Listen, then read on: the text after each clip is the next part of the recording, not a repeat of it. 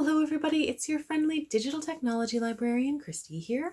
We've reached another Friday, so of course I have another Film Rec Friday ready for everybody out there. So September is National Library Card Sign-Up Month, so this seemed like the perfect time to put together yet another From Page to Screen rec list. And that of course means we are just recommending movies that are all based on books. This rec list has themes that kind of run the gamut, so whether you're looking for a rom-com or something more along the lines of a political mystery thriller, they're on here. So as always, these recommendations are all available via your Milan-Berlin library card. So without any further ado, let's get to the recs.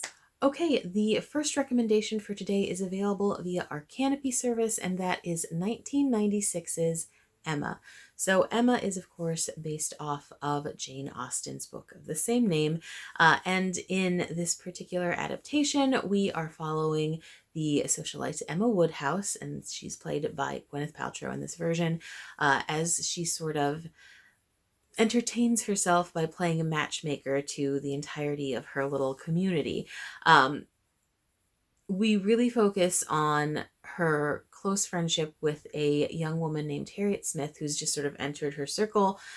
She doesn't really have a very known background, but Emma is certain that she is quality, because why would she be friends with her if she wasn't?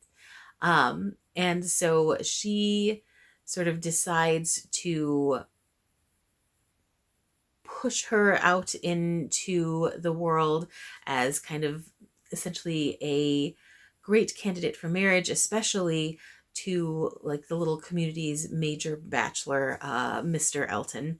And things kind of snowball from there as she continually tries to push those two together.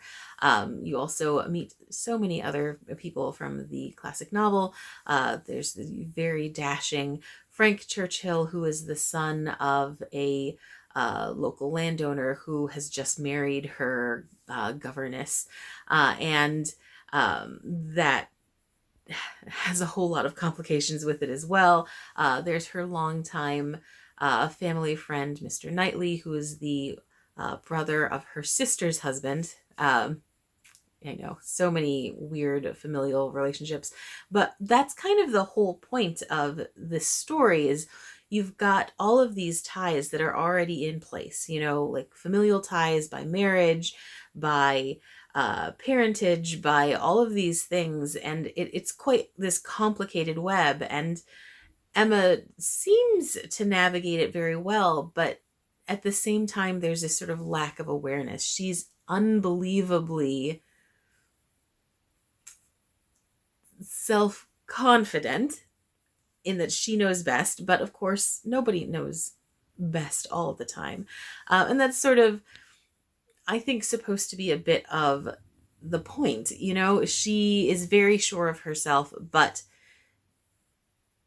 the only reason she's so sure of herself is because she comes from this sort of elevated position in society, which most Austen novels really talk about positioning and things like that. This adaptation is interesting in that I find that Emma does not learn the same lessons in the film adaptation as she does in the novel, or at least it's not as apparent.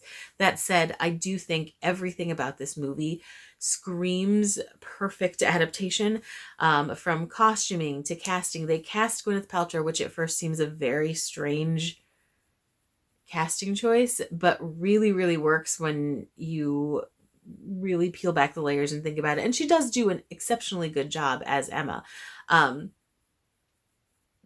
Different people find the character varying degrees of irritating when we talk about the book and the movie. I am not a fan of Emma herself. She's not a character that I was ever like, ooh, I totally feel for her. I can totally relate. I am just not an Emma. But I find the depiction in this adaptation really entertaining because I do find her foibles to be hilarious a lot of the times, like the missteps she makes. I also think Paltrow has exceptionally good chemistry with Jeremy Northam, who is cast as Mr. Knightley, and Ewan McGregor as well, who's cast as Frank Churchill. And it's just really, really well done acting, and the chemistry between all of the cast is fantastic. um, you've got a fantastic Toni Collette playing your Harriet Smith character. Polly Walker's in there.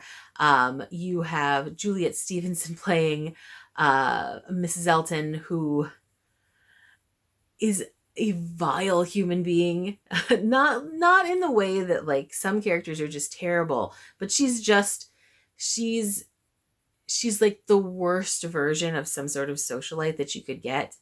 And Stevenson just owns the role. Like she's so in it, and it's just a fantastic portrayal. Um, there are loads and loads of adaptations of Emma, and I have found them to be of varying degrees of success. I think if you're going for a classic looking, sort of lavish production of this particular Jane Austen story, the 1996 version is excellent. I think it's beautifully filmed. I think the costuming is phenomenal. The music is great. You have a really solid cast with excellent chemistry. This is definitely your classic sort of vision of Austinian worlds. If you're looking for something a little off the beaten path, and this is again kind of like a side recommendation, 100% recommend the movie Clueless if you've never seen it before. If you have kids who've never seen it before and you are my age, you grew up in the the late 80s and the 90s, Amy Heckerling's Clueless is just chef's kiss. It's a contemporized adaptation, but is the perfect contemporary adaptation of Emma. I still watch that movie and have feel absolute delight when I do. And I honestly feel that the Emma in Clueless is a much better representation of the Emma that we see in the novel.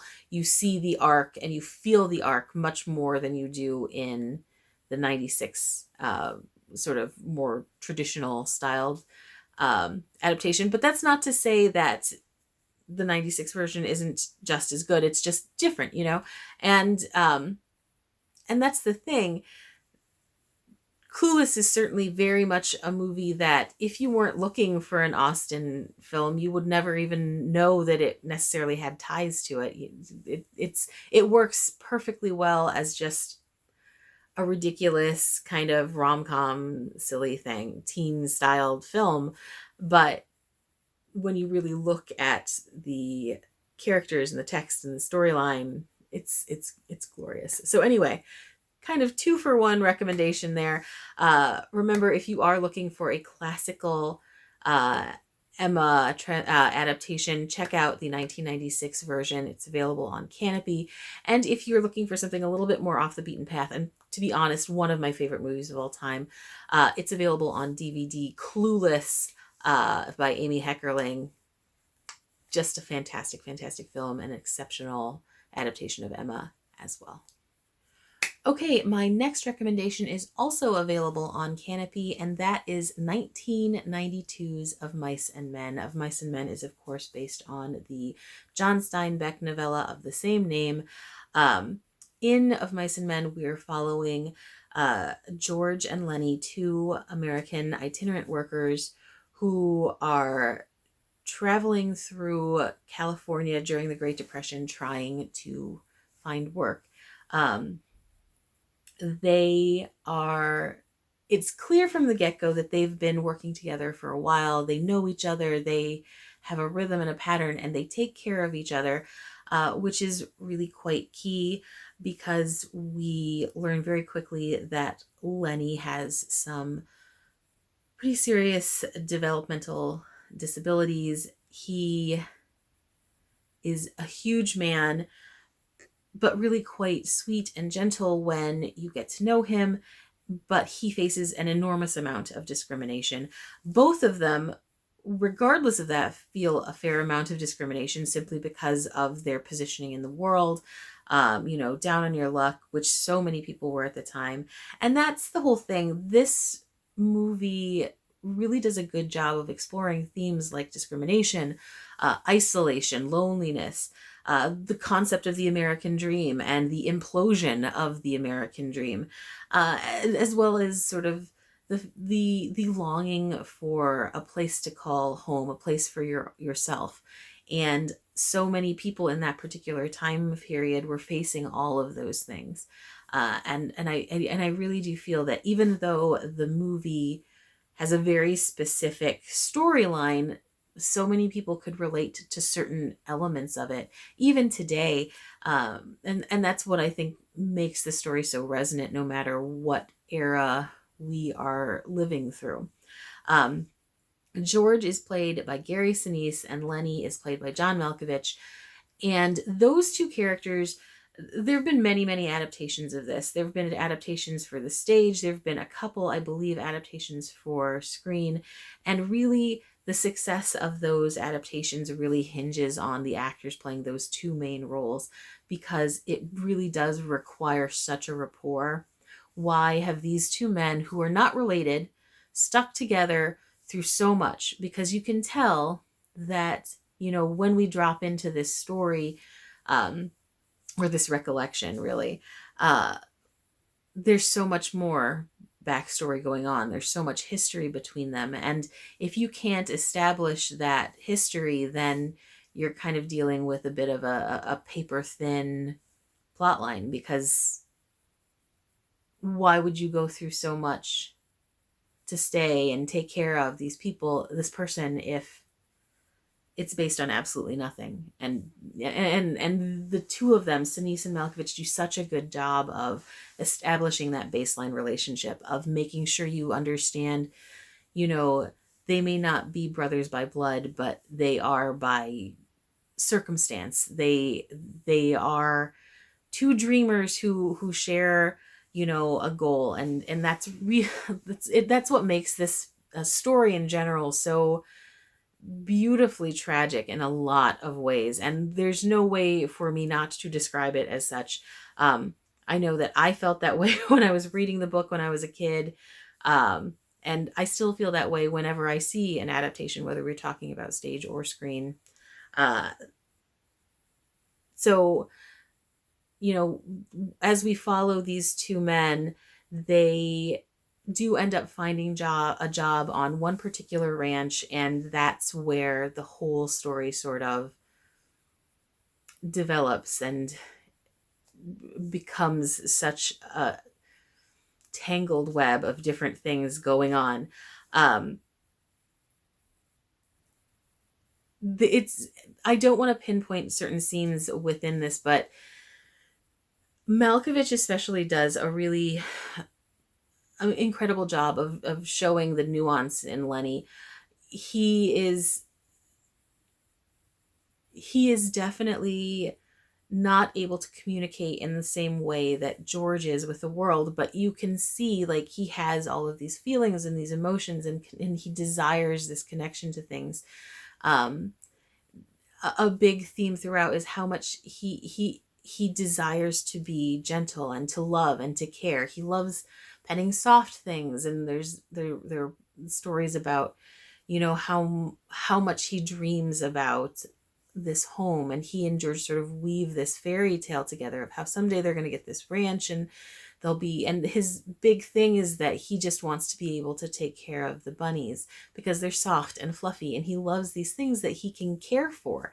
And you know it, that there is so much tragedy within just that little bit there, because these two men are, and perhaps it's just, the exennial pessimist in me, but like, clearly these people are never going to find and get this dream. Like, these two men are not going to be able to fulfill that, but they have to believe it. And Lenny certainly does believe that someday they're going to get this magical home. And there's this sort of feeling of futility throughout, and I felt that way again as a child reading this book. let alone as an adult. And everyone in the cast sort of seems to have that same feeling. You create this dream for yourself so that you can force yourself to go forward, but at the same time, there's a very slim likelihood of it actually being accomplished. um, so again, you've got that cyclical loneliness, isolation, depression, sadness piled on with discrimination and so much other stuff. um, this is definitely one of those movies that I certainly wouldn't recommend if you're looking for a happy film, but it is an exercise in incredible acting. The two of them are just so good opposite one another. I absolutely love them. But everyone does such a good cast. Sherilyn Fenn plays the wife of the ranch owner's son, and she plays a pivotal character, a woman who is very definitely trapped in her own way. And I actually think she is far more sympathetic in this film than she is in the book. Um, and there are a lot of reasons for that I'm not going to get into. Just my feelings on how John Steinbeck writes women in general. But I do think that she is more sympathetic in this. I think you understand where she's coming from, and you can sort of see what happens and how that snowballs into its own thing as well. But yeah, it's just interesting to see how that's portrayed in this, when again the character in the book is slightly different, but pivotally different. So yeah, if you're looking for a complex drama about relationships, about that whole period of time when you are facing with all of those darker, heavier themes pushed together, make sure you check out this particular adaptation. Again, it's from 1992. It is available on Canopy, and it is an absolute must-watch. All right, my final recommendation for today is available via our Hoopla service, and that is 2002's The Quiet American. The Quiet American is based on the Graham Greene novel of the same name, and is a political murder mystery with a great deal of drama, a little bit of romance thrown in there. And it's set in the 1950s against the French Indochina War, all prior, of course, to America's entrance with the Vietnam War. And it centers around three characters. There's a veteran English journalist played by Michael Caine, a young American aid worker played by Brendan Fraser, and this beautiful Vietnamese woman who's kind of caught between the two of them. So much intrigue, so much like dark behind the scenes machinations going on, and really it all hinges on Michael Caine's character and Brendan Fraser's character. Those two are so exceptionally good in this movie. There is a 1958 version, which is also quite well performed, but I do think that this is by far the better adaptation. It's much closer, including the ending. The ending in the 1958 version is quite different from the book. This one is very true to the book. And I really did appreciate that, because I'm a huge Graham Greene fan, and I do think the novel is really well laid out. And I think when you change the ending, it doesn't make sense. So props to the 2002 version, which is the one that I'm recommending. Besides that, Michael Caine is one of those actors where if he's in the cast, I will probably at least think about giving the movie a try, because he's such a consistent performer. I love him. Whether he's doing something really heavy like this or he's doing like ridiculous slapstick comedy, I don't care. He's always fantastic. Now, Brendan Fraser, this is sort of still just coming out of his era of like sort of heartthrobby George of the Jungle and Encino Man stuff, and this is where I first thought, this guy really can act. Like, because, there's definitely a difference in this from, say, certainly a difference from Encino Man, but even like The Mummy, which I love. I love The Mummy. Another recommendation, though not related to anything today, but excellent film. Anyway, his character in The Mummy, really well performed, but certainly different and significantly less nuanced than the character in this. Again, this was the first time I was like, oh, he can actually act. That's pretty awesome. Uh, and to see his performance in this, and then to flash forward, a couple of decades, terrifying to think about that, but yes, a couple of decades to his performance in The Whale, and to see that, yes, in fact, that ability and skill and, you know, the willingness to go there for a character, it's always been there. It just takes some time for some performers to really let that ability to manifest. But you do get some glimpses of that in this, and especially being able to, go toe to toe with Michael Caine. That's a pretty big deal. Like, performing against these like veteran actors who really know what they're doing, and to be able to not look like failboat when you're performing, that's a big deal. And he really succeeds. His performance definitely stands up to Michael Caine's performance. So besides the fact that you've got really excellent acting in this, the story itself is just a really fascinating set of twists and turns. Again, the political machinations going on here. Um, and I don't want to give away too much, so which makes it really, really hard. But there's a lot politically going on here. And if you are looking for one of those sort of intricate uh, mystery thrillers, this one is really, really one to take a look at, precisely because you've got tiny actions leading to the next, to the next, to the next. And then sometimes you get thrown a complete and total curveball. And I like that. I like that, you definitely see the way a storyline is going, and then all of a sudden something realistic and believable comes out of the blue to sort of change the perspective.